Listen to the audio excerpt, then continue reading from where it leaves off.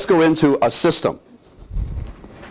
Now, the system, how do we actually set something up? So what are some components here that we need to look at? Because everybody said they have something. So let's see if all the components are in there. First of all, we want to know, what do they need to know as far as actual knowledge? Like, say, I can pick up a book and I can read this. That's what we mean by knowledge. What do they need to know and understand? Perhaps we can get that through in a book. Perhaps we can have them read something, watch a video, whatever it is. But we can get that knowledge into their head. They now know something. The next thing is, can they actually do anything with it? Can they actually perform a task in some way, shape, or form? That's really what we're looking at there. For example, can they fill out an invoice? Can they fill out a requisition? Can they, or do we have, again, management or somebody sitting over them, taking them through this one by one, so you have 2 people's or 3 people's time involved, or is there a better way to do that? Next, how do they use it? Do they know how to use the copy machine, the phone system, the CRM system? Okay? Basically, everything that you have that person's going to be doing will fall under either a know, a do, or a use. So when you're looking at your system, you want to say, are we touching these things? What do they need to know? What do they need to do? And what do they need to understand how to use? Do your systems encompass all that?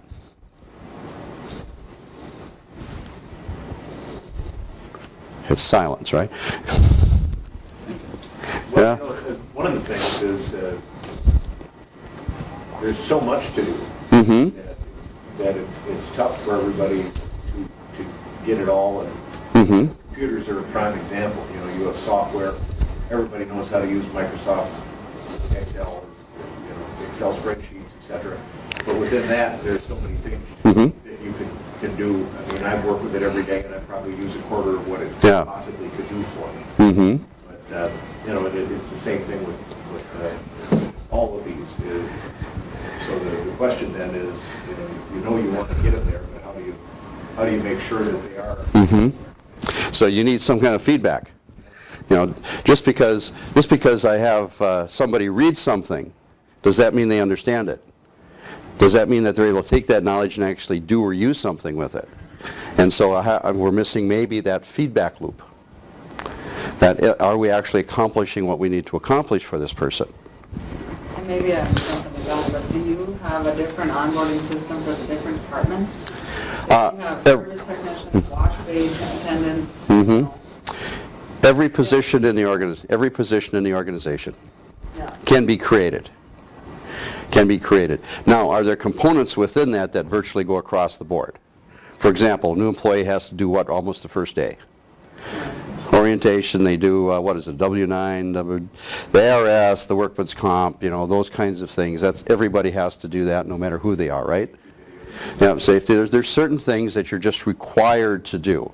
So those things could be across the board for every position. But yes, what I'm going to do with that technician that's going to be out in the field versus that admin that's going to support the salesperson, or that salesperson that's going to be selling $1 million equipment, you know, they're going to have to be onboarded differently.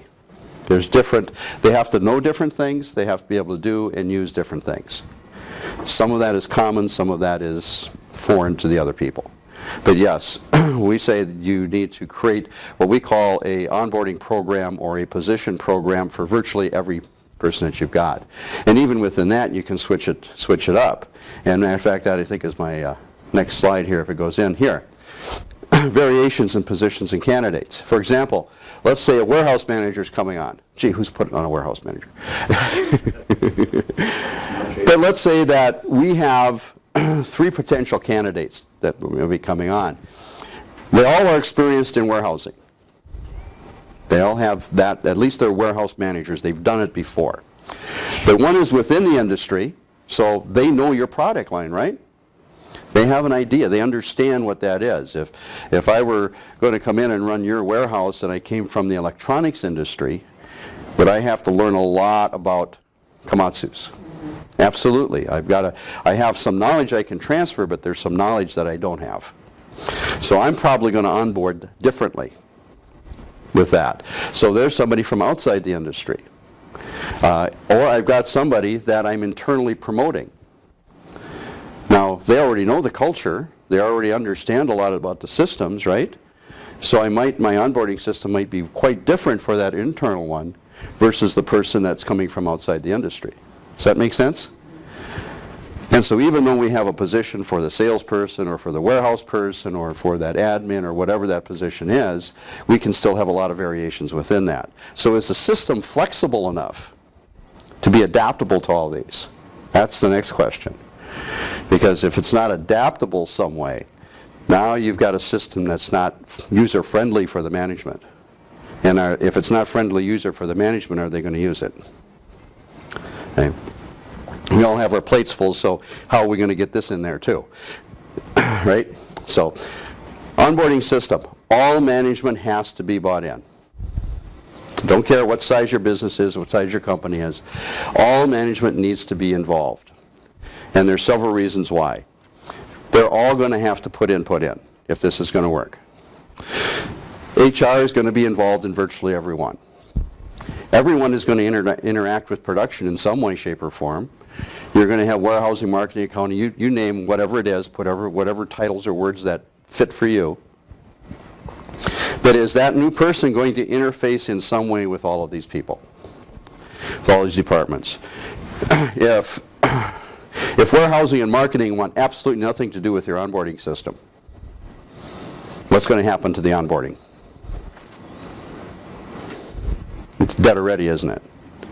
So that's one of the key things, is the executive team, the top level people have to be 100% bought in and understand and involved in developing it. Because if they're not, it's simply not, it's going to be one of those things that dies on the vine 6 months or a year later. Whatever happened to that idea, right? We've all been there. Whatever happened to the idea? Well, we could never get the bosses to buy in, so it never got done. And so it's a very key thing. And we'll talk a little bit more about that as we go along here.